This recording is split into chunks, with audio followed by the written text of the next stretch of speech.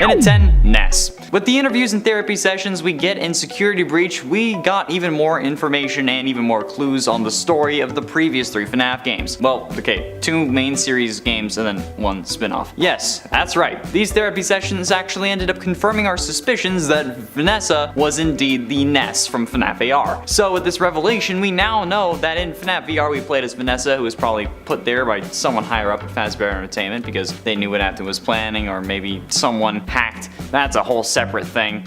We got possessed, and then we got our mind locked away. And then we got sent to the special delivery section to install our virus on various animatronics as maybe a test run, and then we moved to head security guard for the Pizzaplex, which is where Security Breach starts. So thanks to this simple mention of Lewis and her looking up odd things at work, along with her secret encrypted conversations, we know the full story of Vanessa since FNAF VR. And at 9, Purgatory.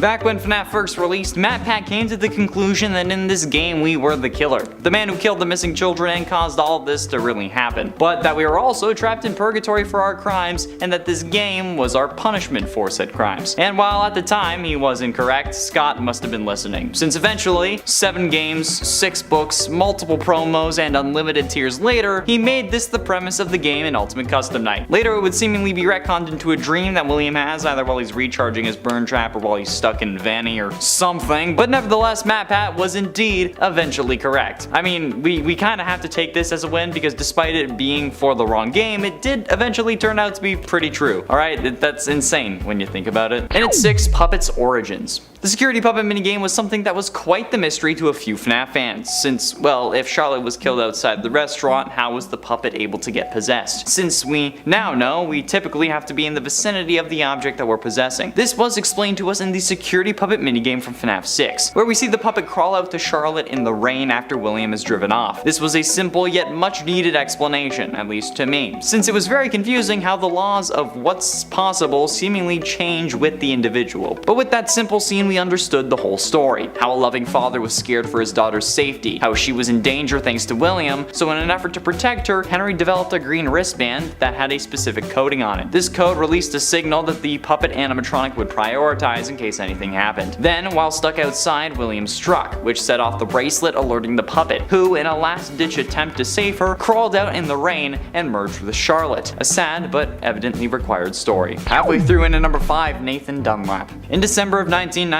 after Chuck E. Cheese had closed in Aurora, Colorado, Margaret Kohlberg, the manager, is tallying receipts in a back room. While she does that, Bobby Stevens scrubs down the kitchen, and Sylvia Crawwell, Ben Grant, and Colleen O'Connor all work in the main cleaning party area. However, there is someone secretly hiding in the bathroom, 19-year-old Nathan Dunlap. Earlier that year, he had began working as a cook before getting into an argument over his hours, which resulted in him losing his job. But this time, he wasn't looking for his job back, he was looking for revenge. He exited the bathroom and began firing, killing everyone in the building. First Sylvia, then Ben, then Colleen, and then he went into the kitchen where the bullet entered Bobby's jaw and sent him flying to the ground. Then he went into the back where Margaret opened the safe before being shot twice. Nathan then filled her bag with $1,500 cash, arcade tokens, and keychains, but thanks to the security cameras, he was promptly arrested and sentenced to death. This was originally pointed out to us by Game Theory and MatPat because it's actually kinda crazy how close these stories are. And while it may not be true that it was inspired by this, I still think that these stories are so close it's impossible not to think about. While the inspiration may not be true,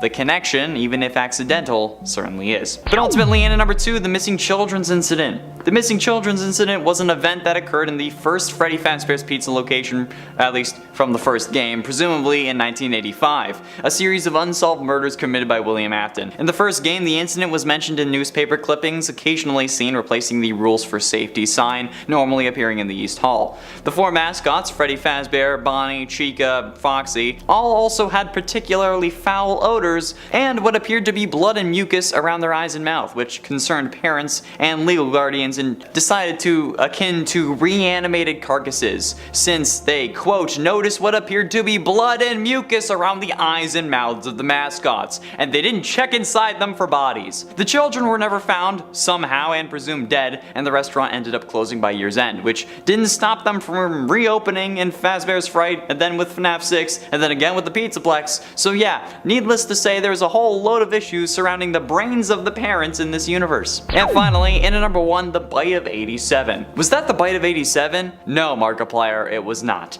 The bite from FNAF 4 was in 1983 and often called the chomp or the bite of 83. Okay, the bite of 87 was an incident that occurred in 1987 at the second Freddy Fazbear's Pizza location. It was briefly mentioned by Phone Guy in the first game and it had us hooked from the get-go. The details of this attack and the identity of the animatronic responsible are really unknown, but it allegedly caused the victim to lose their frontal lobe, you know, the front part of their brain. The victim actually ended up surviving the attack, but the incident contributed to a loss in the company's reputation, understandably, which was one of the numerous incidents that resulted in a major drop in business. But not forever, for some reason. As a result of the incident, the animatronics were no longer allowed to wander around during the day, instead management decided to let their free roaming mode be exclusive to night so as to prevent their servos from locking up, which is not how servos work, but maybe it's how they work in this universe. Some fans think that Foxy caused the bite, others think Freddy, Mangle, some even think that Chica might have done it. However, it's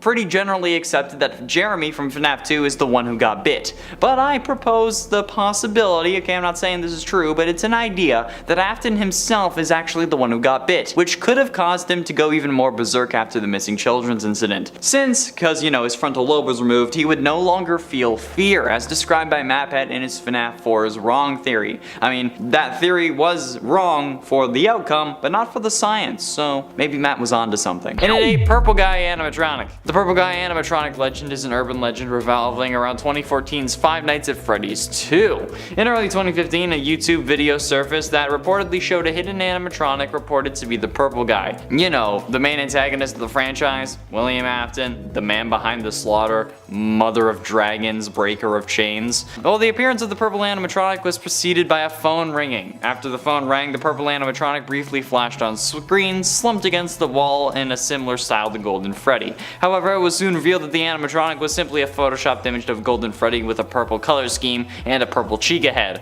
which I feel like it's pretty obvious that that's the case. I mean, if you look at it, you can tell. And I mean, like, we've used that a couple times, but I never believed it. Plus, if there was a Purple Guy animatronic, it wouldn't just be reused assets. What are you on about? But there could still be a secret purple animatronic that we don't know about, or maybe toxic Springtrap in this case is the key to everything. And at 7, the two-eye theory. The two-eye theory states that in the bad ending to FNAF 3, there are two eyes lit up in the head and the back, which we assume is Golden Freddy to show that there are two souls inside the animatronic. This isn't the case at all, and I'm going to tell you why.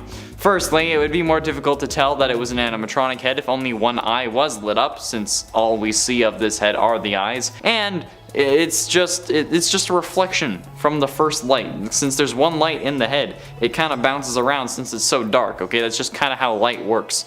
Notice how Freddy also has light coming out of his other eye, but there's no two souls in Freddy, right? Secondly, Crying Child hadn't been introduced yet, not coming until the next game. That wasn't even going to happen until the community was disappointed with the Springtrap jump scare, since this was supposed to be the end of the series. That's why we released the Souls in the Happiest Day minigame. Also notice that only one person wears a Golden Freddy mask in that game, and according to the official Freddy Files Updated Edition book, quote, you'll see an image of broken animatronic heads, each with a lit eye, meaning that the Golden Freddy head in the back only has one eye that is on. Okay, and considering how this is the official guidebook to the series, we kind of need to take it as law. The only argument against this, it would be that Scott could have adapted the story after this, since in a Reddit post he said that he has only ever made one retcon, but didn't actually provide the retcon itself, so the intention between the two eyes could be the retcon, but given the Freddy Files book actually came out after, or at least the updated one did,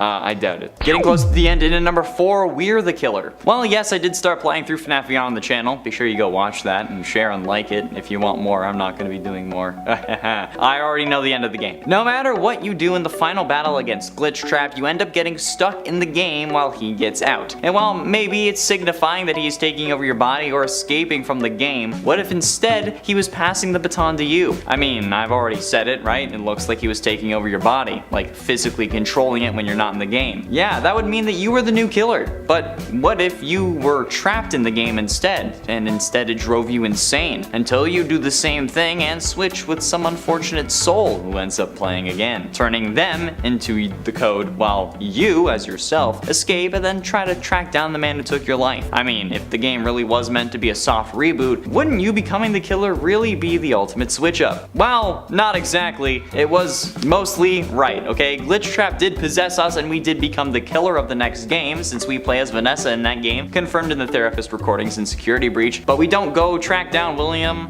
or we don't turn other people into code. We merely just get locked away, then Afton went after his own body. But I mean, hey, either way, we were still the killer. Getting close to the end, and in number 3, first animatronics. We always figured that the FNAF 1 animatronics were the first ones made after the Springlock versions of Bonnie and Freddy, but that was always just an assumption. But then, the Fast Facts came in with the truth and dropped us some purebred apple of knowledge right at our feet. One of the Fast Facts stated from FNAF AR says, quote, "Some of the first animatronics built by William Afton featured claw mechanisms that were able to hide away items inside." Which means that, strangely enough, the Funtime animatronics were the first ones that Afton made. I'm guessing after the Springlock suits, which then solidified what we at least thought was the timeline at the time. Which, it does make other things more confusing, but at least we knew which ones are the closest to being made first without really having to speculate. And then that puts sister location near the start of the timeline. It doesn't mean that they were the actual first animatronics, only that they were made around the beginning, but it shows us that William also always had sinister intentions. Something that a lot of people need to know. But ultimately, in at number 2, Happiest Day Masks. FNAF 3's Happiest Day minigame was the final minigame required to get the good ending. The ending where the animatronics had no lights on in their heads and the spirits had been put to rest. But there was always something out of place that we didn't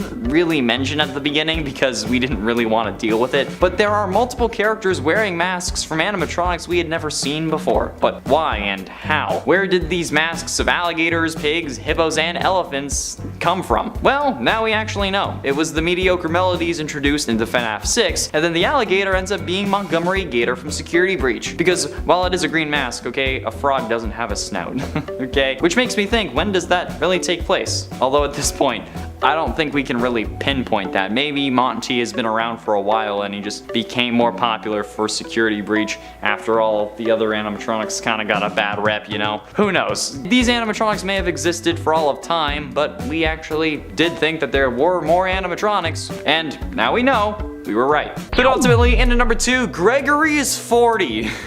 To be totally honest, the knowledge that Gregory has in Security Breach exceeds that of my own, okay? This kid is the size of a 4-year-old, can fit inside Freddy, can fit inside baby strollers and other various small areas around the Pizzaplex. He's too small to drive one of the go-karts alone, but he also knows how to restart generators, operate a trash compactor, start, and is capable of driving a car, as well as identifying a car battery, connecting the jumper cables on a car battery properly, and then using those to fix Freddy's whole recharge every hour issue. Okay, even I can't drive a car. I don't have my full license.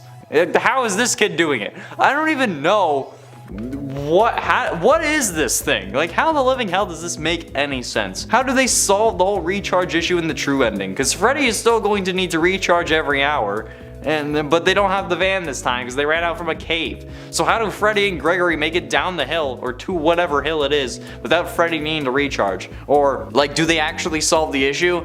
This kid knows more words than I do, but is still somehow the size of a 4-year-old, maybe, on the shortest end of the spectrum. No, it makes no sense. And this kid's weird superpower is what makes this game so confusing. It really only makes sense if he was a robot that is supposed to mimic a toddler who's been on for decades and then has been learning the whole time. That's the only thing that makes sense, and that's saying something. And finally, in at number 1, the Arcade Conspiracy. The Arcade Conspiracy gets its name from one of the lore duffel bags we can find around the Pizzaplex, where we learn that something else seems to be going on here. Quote from this Arcade Conspiracy note: Quote, exit interview. They are working together, the arcades. They're hiding something. The glitches. Glitch them all at the same time. Then the princess will recognize me. She's testing me. I am not yet worthy. The others are protecting it. Let me stay. I'm so close. Just one more night, please. I can save the princess. Now it's clear that this seems to be referring to the Princess Quest minigames. However, it doesn't really seem like we have to glitch the Princess Quest games in order to win. We just have to beat them in orders from 1 to 3 and then boom, we save Vanny. So what does this actually mean? Well, there are 3 other arcade machines that seem to be having mysterious glitches as well. The Balloon Boy World game you can find in the theater in the Sun Drops weird room thing. Chica's Feeding Frenzy, which won't turn off even when you unplug it, that you're supposed to be able to find in the bakery, and the Monty Golf AR Arcade that, according to its duffel bag, shouldn't be in the mini golf area, but it is. However, while you can play both Balloon Boy World and the Monty Golf game, my lowest score is 14 and the lowest score you can get is 13, so try to beat that. But Chica's Feeding Frenzy isn't an arcade cabinet. You can only access it using a mod that lets you cheat it in from the main menu, so maybe there is something else going on that we just can't access yet because the game was released unfinished and still cost $50 damn dollars. And it ate doors. This was bound to be on a list eventually, okay? I hate the goddamn doors in this game. Why do they open when the power is out? That makes no sense. Even if it's like an electromagnet, like everyone keeps saying in the comments whenever I bring this up, those require power to turn on. So if anything, it would be costing power to keep the door open rather than closed. Gravity doesn't work in reverse. If the magnet is off, then the door would just fall down. I get that it's for gameplay purposes, okay, but what in this universe makes this make sense? There's no conceivable way that these doors should work in this fashion, but they do, and it makes me mad. Like, why would you do this to me? Sky Daddy Scott, bringing it back. Why? This is so stupid. I don't know if anyone can actually believe that this is how they work, okay? Some people say it's a fire safety thing, but if the building runs out of power, how are the doors open? Electromagnets don't work like that. God, it would cost more power to keep them open. At least operating at normal logic levels, okay? The tales of these doors have to be some form of Legend of the FNAF universe, because they're just stupid. In its 7 investigation. Speaking of things that are too ridiculous for people to believe, do FNAF universe people think that the cops are horrible at their job? Like, we know that there was an investigation into the incidents thanks to Midnight Motorist from FNAF 6, but they never found the bodies. Like, even though the animatronics smelt like death and were oozing blood and mucus, so much that they had to shut down according to FNAF 1 newspaper clippings. So, what gives? Why did they close the investigation so quickly? Or why didn't they look into the suits when it was reported that they had blood on them? I don't care if it's the 80s and the police don't have the tech they do now. If a place you are investigating because there's missing people and you found no bodies and then something starts leaking blood, you go and check the thing out. You can't just leave and be like, that can't be related. Who the hell thinks like that? It's so stupid. And honestly, even though it's a game and like there had to be a reason to continue on, it shouldn't have happened. I get that they found the body, like if they found the bodies, we wouldn't have gotten the games. But sometimes it's quality over quantity, okay? You know, maybe they had to meet their arrest quota for the month, so they just arrested someone. Is the incompetence of the police, is that a legend in this universe, or what do they think happened? And finally, in at number 1, Hannibal Lecter. Hannibal Lecter is a fictional character created by Thomas Harris. Lecter is a serial killer who then his victims, if you know what I'm saying. I feel like it's pretty obvious and I can't really say the word, but you know what I mean. Before his capture, he was actually a respected forensic psychiatrist, but after his incarceration, he's consulted by FBI agents Will Graham and Clarice Starling to help them find other serial killers, which is a whole other problem. His most iconic appearance is in Silence of the Lambs and the often misquoted line of "Hello Clarice" or "Have the lambs stopped screaming." And while you may not really see any similarities between Afton and Lecter, we did seem to think that there were some. I mean, this dude's an absolute psycho. And you know what? This was confirmed as inspiration for his voice. According to his voice actor PJ Haywood in Sister Location, Afton's voice actually was inspired by Hannibal Lecter in a way that he's seemingly extremely calm even when he's about to kill someone, which is supported by some of his novel counterparts' quotes. So yeah, while it's not exactly directly inspiring Afton, it inspired his voice. And if he had to add the fact that he's oh yeah, he's unnervingly calm even when he's about to kill someone, does that mean that whoever was interviewing Afton is dead? In at 4, FNAF AR.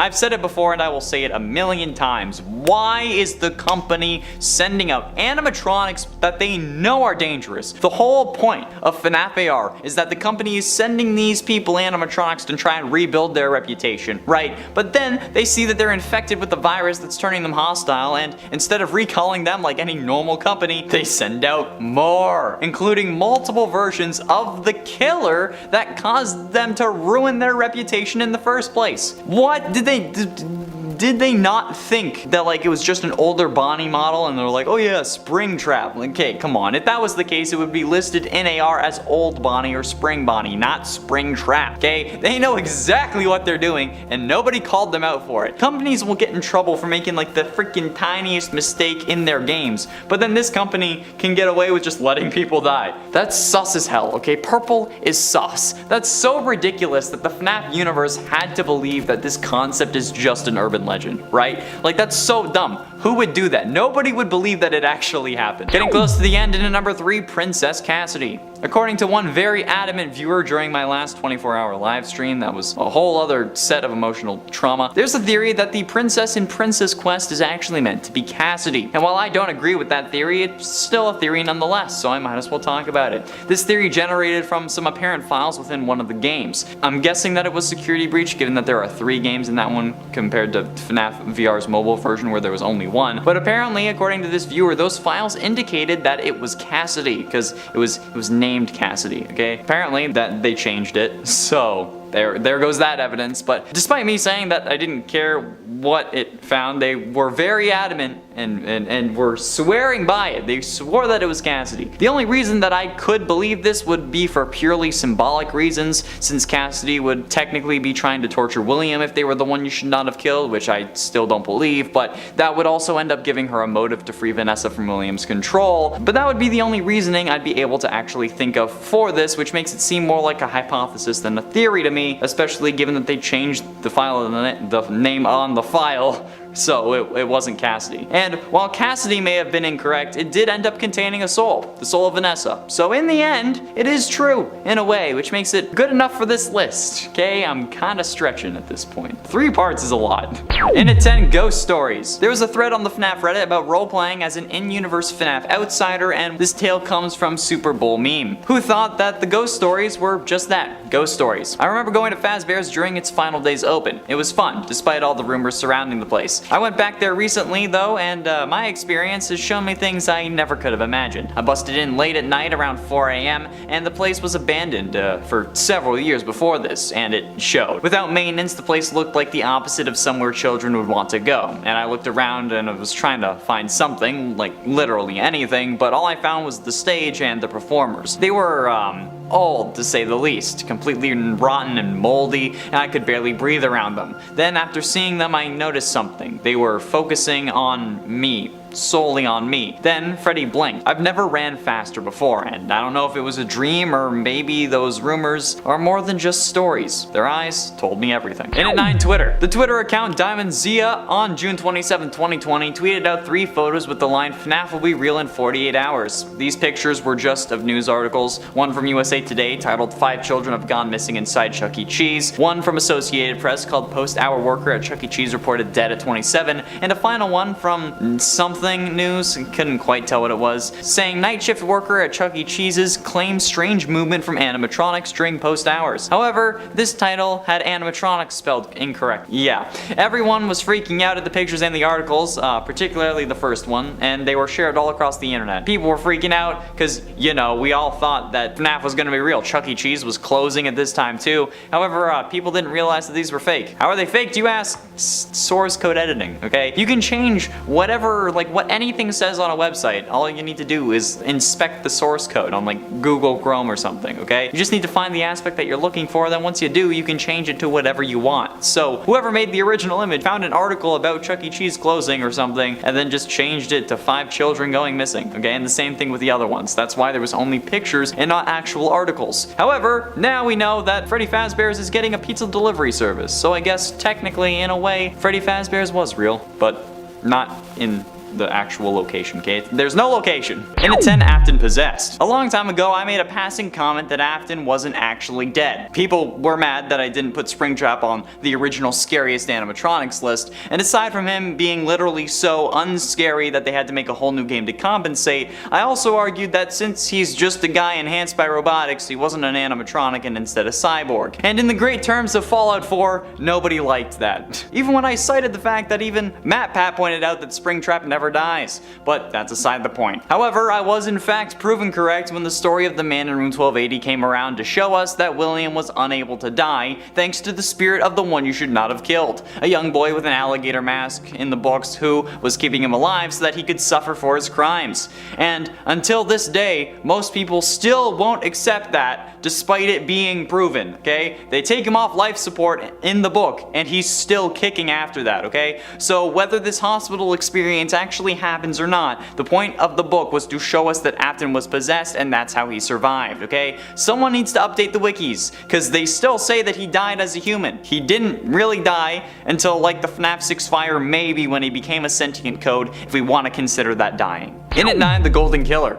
I am absolutely positive that the FNAF universe has plenty of urban legends about these restaurants. I mean, like, how could they not? A place where kids keep going missing that then gets shut down and reopens almost every 5 years. If that's not a cause for urban legends, I don't know what is. Christ, this is one of the most horrifying stories a parent could ever hear about. Like, if anyone so much as looked at in our direction wrong as a kid, my father would ban us from returning. It was insane, and I'm honestly surprised that he didn't me. Either way, there must be tales of the Golden Killer that would dress in an animatronic suit and lure children away with the promise of free tickets and pizza. Obviously used as a cautionary tale by parents about the dangers of talking to strangers, but I think they may not realize how close and how serious these stories actually are. Especially given that the Pizzaplex, at least when it's open, is still packed full of children despite 9 kids already going missing there. But ultimately, in at number 2, Fazbear Frights. While yes, I did include Felix the Shark and his whole book on the list as a number, that's because those are like even legends in the Fazbear Frights universe, like I said, since they were cut stories that were thrown together for a cash grab 12th book, let's be honest. However, I think that by FNAF standards, all these stories would have to be legends. I mean, like, come on, the story of a man who can't die in a hospital. While relating to Afton, we know that it didn't happen since we see Afton in the burn trap suit in Security Breach. Plus, sea bonnies, come on, that's so utterly insane and stupid that these stories must only fit into the lore by being legends.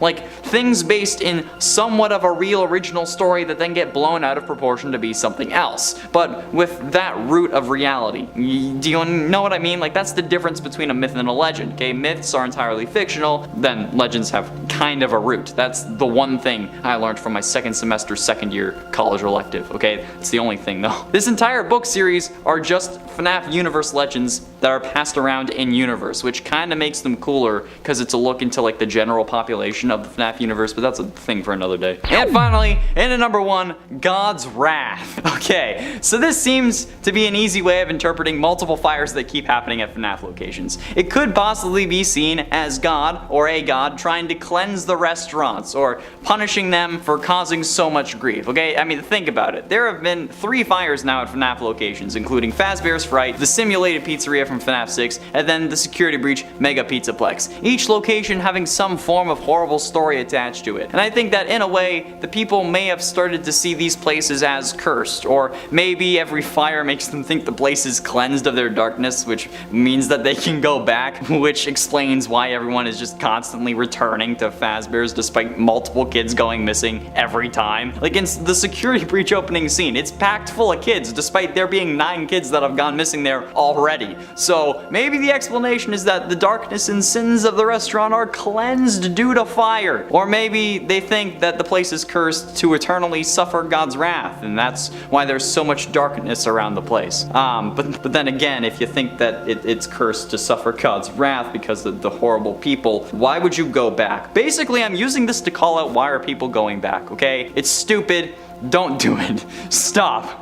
Just think. Please. Halfway through into number 5, John Wayne Gacy. Clown Springtrap is Springtrap's third skin in FNAF AR and the third skin to be introduced in the Dark Circus event. In addition to looking like a horrifying clown, he carries around a very large red mallet in his left hand. And considering how clowns are one of the most common fears in the world, with more people in the States being scared of clowns than global warming, or even terrorism, I think putting Clown Springtrap on this list is definitely understandable because, you know, John Wayne Gacy. This man, okay, he's like Harley Quinn, but not cute, and basically still meant to be a reference to John Wayne Gacy, at least as I understand it. John Wayne Gacy being a serial killer who used to do kids shows dressed as either Pogo or Patches the Clown. An inspiration that was assumed but not confirmed seemingly until this skin. It's also worth noting that this skin looks a lot like the supernatural version of John Wayne Gacy's ghost, so I feel like that's where the connection comes from. Plus, you know,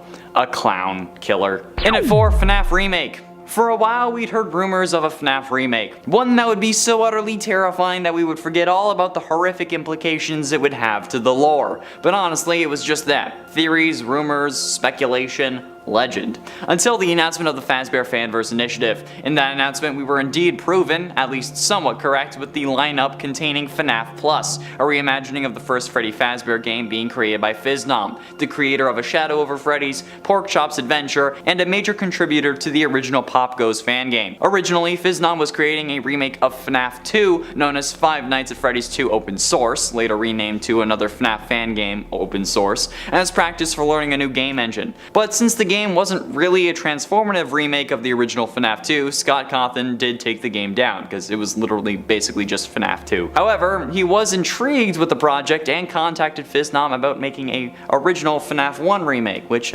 now he is. Getting close to the end into number 3, Bunnyman's Urban Legend. Okay, so, you know, I play video games to disconnect from reality. I'm sure some of you do too. When I play like super hot in VR, I know that I can't really do it in real life because I can't catch guns, but I can slow down time. But when scary games like FNAF are all of a sudden connected to real life horrible events, it's not really all that easy to play. And you know what? I hardly played them to begin with.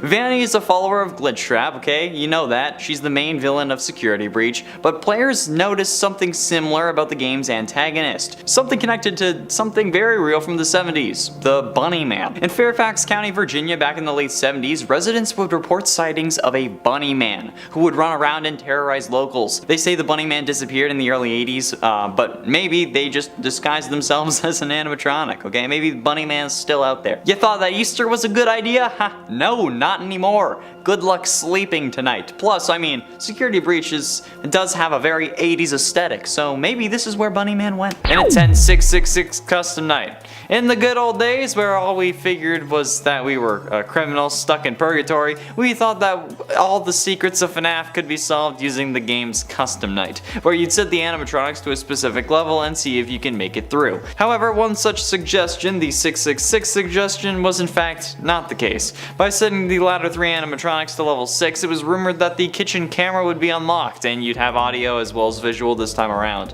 But that just turns out to simply not be the case because, well, if you look at the game files, there is no visual for the kitchen cam at all. Meaning that no matter what, unless you added a version of it yourself, there would be no way to unlock that camera. And this wasn't the only time we'd be getting trolled by FNAF 1's Custom Night, but more on that whole kerfuffle later on, maybe. Fun fact though, kerfuffle is what I named my first Club Penguin Puffle. And at 9, Tater the Waiter Gator. Tater the Waiter Gator was a fan-made character that was made just for fun. However, a fake Scott that also did a whole other fake FNAF thing took the model to Twitter claiming that they were a new animatronic. This guy was a real menace back in the day. And while it was indeed a joke, the appearance of an alligator face in FNAF 3's Happiest Day minigame made people reconsider the canonicity of Tater the Waiter Gator. However, he isn't and was never canon, we think, with the alligator character mask being explained away with Montgomery Gator, who, luckily, is not a waiter. He's a golfer and apparently an assassin. We better get to solve the whole did Monty kill Bonnie thing in like the DLC to Security Breach, or I'm gonna be mad and destroy my own green room. I mean, maybe I won't because I don't have a green room, but I'll definitely be disappointed with the quality of the FNAF DLC if it's not about solving Bonnie. I mean, like, there's a multiplayer mode mod, so you also might as well add that. Okay, Just do it. And at 6, FNAF ARG. This was brought up in a recent MatPat FNAF theory, okay? The basic idea is that the FNAF Fazbear Frights books were originally going to have an ARG that Scott ended up cutting out for whatever reason, and then released part of it in the Felix the Shark Book 12. However, I'm here to tell you guys, not real. Scott has said on multiple occasions that he doesn't want to cross the line between fact and fiction, that he wanted to keep these two worlds separate, probably because FNAF relates so closely to Chuck E. Cheese, and there might be some legal trouble there, but that's also why he said he would never make a real location. He stuck so hard to that he didn't even make a website for the indie game dev introduced in FNAF VR because he thought that would be too fuzzy. So there is no FNAF ARG, okay? If a website relating to the game is too much, there is no bigger quest here. Last time we thought there was a restaurant and ended up getting harassed, and then a pizzeria owner who just so happened to be named Mike also got harassed, so please don't go out searching for this. And if there was one, I'm sure that Scott would have said something about it. Don't harass random people, okay? Just stick to the games and the game files themselves. But with that being said, with the appearance of a Freddy Fazbear's Pizza delivery service from Virtual Dining Concepts, maybe there's an outlet for Scott to release secret bits of lore. However, it would involve people needing to buy food, so if he chose to do that, it may not go over the best, but still, even if that is the case, it would only come from this virtual restaurant, nowhere else. Halfway through into number 5, Felix the Shark. Felix the Shark is the first story in Fazbear Frights 12, Felix the Shark, and unofficially, the Fazbear Frights series 34th story, and it's written by Andrea Wagner. And I feel like this is, like, the entire book is more so FNAF Urban Legends since these didn't make it into official release. So this one in particular though is worth pointing out since it does resemble Sparky the dog in many ways. Dirk, an adult, reminisces about Freddy's with his group of friends. They all bond over the familiar characters of Freddy, Bonnie, Chica, and Foxy. However, when Dirk brings up the character Felix the Shark, his friends get confused. He recalls specific details, that Felix the Shark was kept in an aquarium-like large tube around the pizzeria that visitors could enter and swim up along with him, but his friends believed that he was just making it up. Determined to prove this memory was true, Dirk visits multiple Freddy's locations in many states to find one that actually had a Felix. And finally, in a near abandoned town, he finds a few people who remember Felix, all of whom had terrible nightmares concerning him. And this is exactly how urban legends start and grow. And I mean, in this it turned out to be true, but come on, this whole book is urban legends, even by FNAF Fazbear Frights standards. And at 8, Purple Guy Identity. Before Sister Location's release, we could only speculate as to the name of the individual we knew as Springtrap and the Purple Guy. Tons of names were made, with Dave being the most popular and the one generally accepted, even now, kind of. However, the true Purple Guy name reveal of William Afton started in the FNAF novels, specifically the first novel in the actual novel series, The Silver Eyes. This was shown to those of us who didn't actually want to read the book by MatPat, because you know what, most people called the book cringe. But in his theory on the subject, he actually kind of agreed. A load of people were actually glad we finally had at least some form of canon name for the characters, and then others were mad because he had used the books for a theory which don't share the same continuity as the games, despite sharing the same canon of Five Nights at Freddy's. This theory, however, was ultimately confirmed to be true during Sister Location's starting scene, when we first hear Afton speak. Well, actually, it wasn't by him, it was by the person he was talking to, which I'm assuming is like an FBI agent or some form of police officer. He was talking about Baby's various features, which is how we also found out that she has more to her than meets the color-changing eyes. And it's 7, Cassidy. Since the beginning of FNAF, we have been wondering about the mysterious and seemingly supernatural entity of Golden Freddy. The entity able to travel through solid doors and walls, who gave us hallucinations and crashed our game when they got to us. Who was this mysterious being? Over the years, we got a few names, most notably with the gravestone ending in FNAF 6. But even with that, Golden Freddy's name had always eluded us. And if they are the one you should not have killed, or if they aren't, the name wasn't given to us in Ultimate Custom Night either. Only an alias. But alas, we were saved when the FNAF Survival Logbook came out. Yet another FNAF book, where after jumping through more hoops than dogs at a dog show or dolphins at SeaWorld, we uncovered the name Cassidy. Thanks to wrong numbers on various pages becoming coordinates in the word search of all things. It was a lot for a name revealed that honestly didn't really mean much to the series, since the name Cassidy only appears in one other place, that being the final novel of the original trilogy, The Fourth Closet, and the ultimately scrapped Cassidy movie script, but since it was scrapped, the character is of little consequence otherwise, which sucks. And at 8, Springtrap, another urban legend from the FNAF universe that's also in the FNAF universe, like it's from the FNAF universe but also inside the FNAF universe, is Springtrap. The whole point of Springtrap was that he was an old animatronic that still worked that they set loose in the Fazbear Fright horror attraction. The attraction that was a replica of the old Freddy Fazbear's Pizza located inside an actual amusement park meant to revive the decades-old urban legends that surrounded the establishment from 30 years ago. Springtrap's whole purpose was to be an urban legend. If we got to see more from like the actual universe, like materials and newspapers, I'm sure that they would have marketed the only working animatronic as horrifying and actually possessed by one of the original victims, all while being unaware that it was actually the killer that they had set loose once more. From a story standpoint, I see why they had to do it like this. It actually like puts stakes back into the series because the killer's out again. But my real question is, why did Henry sell the location? Okay, I mean, like, they bought the place to get scraps, right? So why did Henry sell it if he was just planning on burning it down? Like, why risk William getting loose? Why even burn it down when he was already trapped in the room and had been stuck in there for 30 years, okay? It seems painfully stupid in my opinion. Dude, you don't need to sell it, okay? Just let him suffer. And at 7, Afton possessed. See how I changed the inflection? This time I put the emphasis on Afton instead of possessed. That's because this time around, Afton is the one doing the possessing instead of the one being possessed. Yes, we originally assumed that Vanny was going to be possessed by Glitchtrap, aka William Afton, aka the coded digital version of Afton's consciousness that possessed a VR video game. Yeah, but it definitely wasn't something that could be proven at the time. But after the release of FNAF Security Breach and the discovery of the therapist tapes at the end, we know that this theory was in fact correct. Vanessa did get possessed by Glitchtrap at the end of FNAF VR, and then Afton used her to get back to his old body. However, now it seems that both versions of Afton are kicking around, assuming that the blob didn't destroy Burntrap, something which we also still don't know, and probably won't know until the DLC comes out, or even maybe the next game, or maybe even a book, hell, maybe even the movie. And it's 666 Custom Night. In the good old days where all we figured was that we were a criminal stuck in purgatory, we thought that all the secrets of FNAF could be solved using the game's Custom Night, where you'd set the different characters to specific difficulty levels, and then you'd see if you can make it through. However, one such suggestion, the 666 suggestion, was in fact not the case. By setting the latter 3 animatronics to level 6, it was rumored that the kitchen camera would be unlocked, and then you'd have audio as well as visual for this night. But that turned out to just simply not be the case, because, well,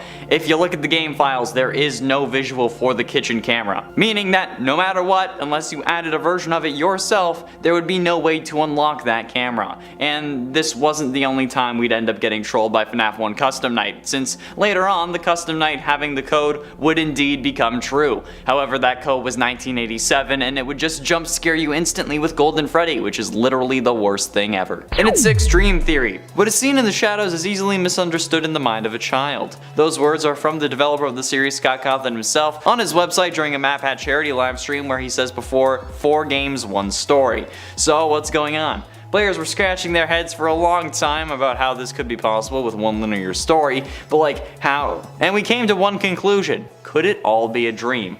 The online community at one point believed so. Apparently, because of FNAF 4, okay? We thought that was a dream, therefore we thought everything else was going to be one long vivid dream after Crying Child got bit by an animatronic in 1983. Fans believe the bite played out a lot differently than it actually did in the game series. So, does that mean that it originally was a dream and then Scott retconned it yet again and that was the one retcon? No idea. If that is the case though, is anything else in the series a dream? I don't know. Am I dreaming right now? I hope not. Is there really a dancing alligator dedicating a song to strippers and adult film stars? Yes, and that TikTok was very disturbing. Halfway through into number 5, Sparky the dog. It sounds cute at first, but don't let that name fool you, okay? He's haunting to look at. He's an animatronic, of course, but not a real one. In the early days of development, a rumor began to spread around, apparently reporting a 6th animatronic that would make an appearance in the game. If Sparky did appear, it would have been pretty obvious, because he's a dog, and that's literally the only dog in the game. But the good news is that he wasn't real. But if he was, apparently he wasn't going to attack you. He was just going to stand and watch you for a bit, which is kind of worse. Screenshots, of course, hit the internet, but it was never a thing. I don't know why people think that this is... People still like message me going like, why haven't you made a list about Sparky the dog? Because he's not real. It's not a thing, okay? Like, what? And then there was the fake Scott that was saying that Sparky was there the whole time. Or like, I wouldn't doubt it if Scott added him in a later game and was like, no, Sparky's been a character this whole time. What are you talking about? Because like, Scott is the ultimate gaslighter. Okay? He's the ultimate gaslighter, but he makes it clear when he is gaslighting you, so at least you don't think that you're actually crazy. It's very clear when he's doing it, but he still loves to do it. Getting close to the end of number 3, Mrs. Afton's death. The story of Mrs. Afton, if there even is one, is a mystery that we've been debating for ages. A story that hasn't even had a slight amount of explanation. No references, no mention of a name, nada. So, naturally, there are theories. However, these theories have no base in actual game lore and instead focus on FNAF fan animated music videos and stories that are treated as canon and sadly, heavily so, sometimes. The truth is that we have no idea what actually happened to Mrs. Afton currently. We have no idea if there even was a Mrs. Afton or if it was just a baby mama or if William ended up having a surrogate so he could have children of his own, and hell, his kids may just be adopted or actually stolen. Yikes. Or maybe he used the ball pit from Into the Pit and went back in time and got kids from like 1920, which is also possible because FNAF made time travel a thing. Either way, for some reason, and I'm not quite sure what video caused this to pick up, I'm pretty sure it was the Living Tombstones, a lot of people think that Mrs. Afton died in a car accident. I mean, it's a possibility, but that doesn't mean that it is canon. There are other explanations, and no one really says those are canon, so I don't know why you think that a car accident is canon. There are also others that think that William killed her, or that she just left him because she found out what he was doing, but then for some reason left his prime demographic with him and didn't call the cops. And others think that her leaving is the reason that he started killing people. And you know what? All are equally possible, but nothing is actually canon, so stop it.